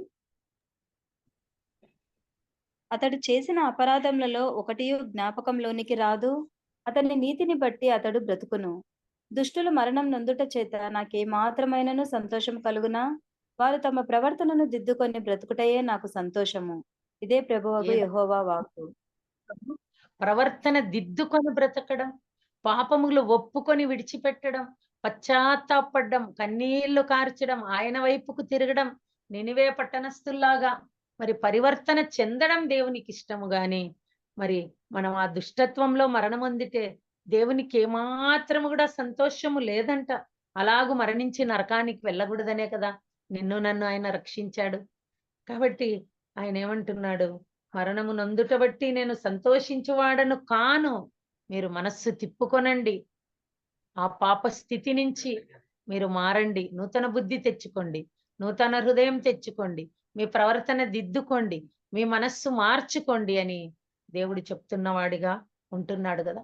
కాబట్టి అలాగూ మనం జీవించినప్పుడు నిజంగా దేవునికి ఎంత సంతోషము, దేవునికి ఎంత ఆనందము కదా. కాబట్టి దేవుడు ఆమోసుని పని కొరకు పిలిచినప్పుడు ఆమోసు నిజంగా ఆయన ఆ రాజు తనని భయపెట్టినప్పటికి కూడా ఎంతో ధైర్యంగా నిలవబడ్డాడు. నిలవబడినప్పుడు దేవుడు ఏం చేశాడంటే ఆయనకు అనేక దర్శనాలు ఇచ్చి ఆ దర్శన రీతిగా చెబుతూ వచ్చినప్పుడు అవన్నీ కూడా ఆ ప్రజలకు ప్రకటిస్తూ వచ్చాడు కదా. ఎన్ని తీర్పులు ప్రకటించాడంటే ఆమోసు 8 తీర్పులు ప్రకటించాడు. దమస్కు పట్టణం, గాజా పట్టణం, తూరు పట్టణం. అబ్బాయి ఇది మరి అది చదువుకుందాం చూడండి. ఎన్నిసార్లు ఆ మాట చెప్తాడంటే దేవుడు గాజా 2-3 సార్లు చేసిన పాపాన్ని బట్టి ఇలాగా ఒక్కొక్క దాని గురించి 2-3 సార్లు ఆ మాటలు ఎత్తి చెప్తూ ఉన్నాడు దేవుడు. అయితే 8 దేశాలకు ఆయన వెళ్ళి దేవుడు చెప్పిన తీర్పును ప్రకటించాడు. నిజంగా కనీసం ఒక 8 వీధుల కన్నా వెళ్ళి మనం దేవుడు చెప్పిన మాటలు ప్రకటిస్తున్నామా? ఒక 8 మంది కన్నా మనం ప్రకటిస్తున్నామా? 8 దేశాలకొద్దు, 8 ఊర్లకు కనీసం ఈ దినాల్లో మనము ప్రకటించలేని స్థితిలో ఉంటున్నాం. దేవుడు ఏర్పాటు చేసుకున్న ఏర్పాటును, ఆయన పిలిచిన పిలుపును మనం పరిపూర్ణం చేసుకోలేక పోతూ ఉన్నాం అన్నమాట ఈ దినములలో కదా. మరి ఆమోసు 1:3 నుంచి 2:6 వరకు మొత్తం 6 దేశాల తీర్పు ఇక్కడ మనం చూస్తాం. 1:3 యెహోవా సెలవిచ్చినదేమనగా, దమస్కు 3 సార్లు 4 సార్లు చేసిన దోషములను బట్టి నేను తప్పకుండా దానిని శిక్షింతును. ఏలనగా దాని జనులు ఈ మాట మనం బాగా గుర్తుపెట్టుకోవాలి. ఎన్నిసార్లంట? ఒక్కసారి కాదంట, 2 సార్లు కాదంట కదా, 3-4 సార్లు. అంటే ఒకసారి దేవుడు క్షమిస్తాడు, 2 సార్లు కూడా క్షమిస్తాడు, 3 సార్లు కూడా క్షమిస్తాడు. ఇంకా 4గోసారికి దేవుడు కూడా ఏం చేస్తున్నాడు? నేను దాన్ని తప్పకుండా శిక్షిస్తాను. ఏలైనగా దాని జనుల పంట దుల్లగొట్టు ఇనుప పనిముట్లతో గిలాదును నూర్చిరి. ఇక్కడంతా వాళ్ళు ఏం చేశారో అదంతా దేవుడు రాయించి పెట్టాడు. అలాగే మరి 1:6 చదువు. యెహోవా సెలవిచ్చినదేమనగా, గాజా 3 సార్లు 4 సార్లు చేసిన దోషములను బట్టి నేను తప్పకుండా దాన్ని శిక్షింతును. 1:9 యెహోవా సెలవిచ్చినదేమనగా, తూరు 3 సార్లు 4 సార్లు చేసిన దోషములను బట్టి నేను తప్పకుండా దానిని శిక్షింతును. 11 ఎదోము 3 సార్లు 4 సార్లు చేసిన దోషములను బట్టి నేను తప్పకుండా వానిని శిక్షింతును. 13వ వచనం. అమ్మోనీయులు 3 సార్లు 4 సార్లు చేసిన దోషములను బట్టి నేను తప్పకుండా వారిని శిక్షింతును. 2:4 మోయాబు 3 సార్లు 4 సార్లు చేసిన దోషములను బట్టి నేను తప్పకుండా దానిని శిక్షింతును. 2:6 యూదా 3 సార్లు 4 సార్లు చేసిన దోషములను బట్టి నేను తప్పకుండా వారిని శిక్షింతును. ఇజ్రాయేలు 3 సార్లు ప్రకటించాడు. అన్నిట్లో ఏం చేస్తున్నాడు? 3 సార్లు 4 సార్లు, 3 సార్లు 4 సార్లు. కాబట్టి వారు దోషం చేశారు, నేను చూడలేదని వాళ్ళు అనుకుంటూ ఉన్నారు. అయితే నేనేం చేస్తున్నాను? తప్పకుండా వారిని శిక్షిస్తాను. ఏలైనగా వారు తమ పితరులు అనుసరించిన అబద్ధములను చేపట్టి మోసపోయి యెహోవా ధర్మశాస్త్రమును విసర్జించి ఆయన విధులు గైకొనకపోయిరి. 2:4 నేను చదువుతున్నా. కాబట్టి యూదా మీద నేను అగ్ని వేసేదను, అది యెరూషలేము నగరులను వేయను. అబ్బా, నిజంగా ఎంత భయం వేస్తుంది కదా. నేనేం చేస్తా? తప్పకుండా శిక్షిస్తా.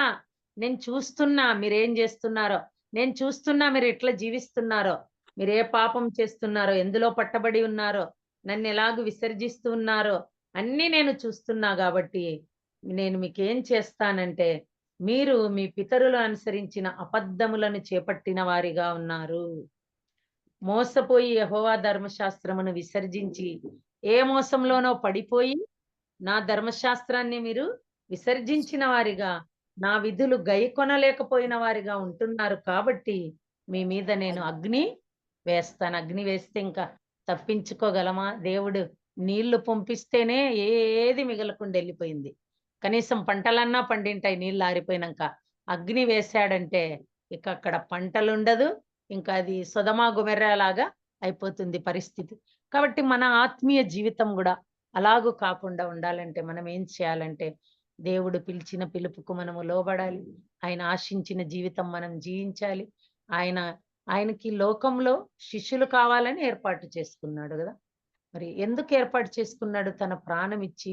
ఒక సర్వెంటుని మనం పెట్టుకుంటాం అనుకోండి, ఒక 10,000 రూపాయలు ఇస్తామనుకోండి, ఊరికే కూర్చోబెడతామమ్మా అని ఎంత పని చేయించుకుంటాం, వంట చేయించుకుంటాం.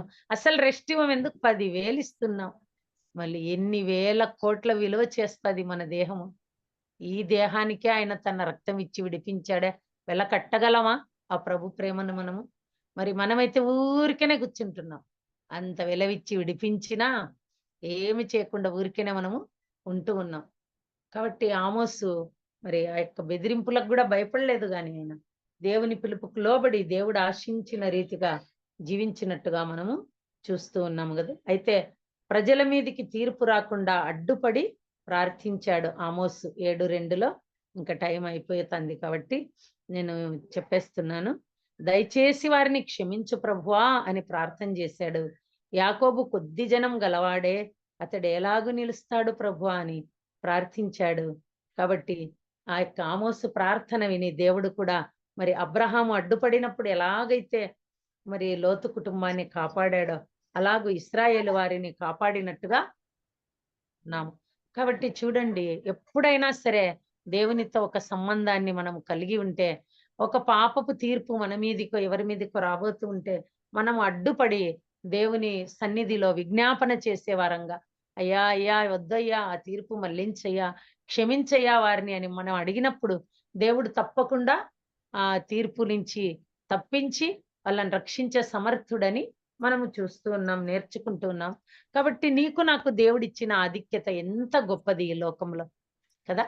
ఇతరులు నశించిపోకుండా, ఇతరులు దుర్మార్గంలో ఉండకుండా, మరి వాళ్ళు నాశనం అయిపోకుండా, ఉగ్రత వారి మీదికి రాకుండా వారిని రక్షించడానికి కదా ప్రార్థన చేసేటువంటి భాగ్యము దేవుడి లోకంలో నీకు నాకు ఇచ్చి ఉండగా, మరి అలాంటి భాగ్యాన్ని వదులుకొని మనము ఎలా జీవిస్తున్నామో ఒక్కసారి నూతన హృదయం, నూతన బుద్ధి తెచ్చుకొని దేవుని వైపు మన మనస్సు మార్చుకొని మనం జీవించినప్పుడు దేవుడు ఆనందిస్తాడు. కాబట్టి అలాగూ మనం జీవించడానికి, అలాగూ మనం అందరము సిద్ధపడి ప్రభు వైపు చూడ్డానికి ప్రభు అలాంటి తరుణం మనందరి జీవితాల్లో దయచేయాలని మరి ముగించుస్తూ ఉన్నాను.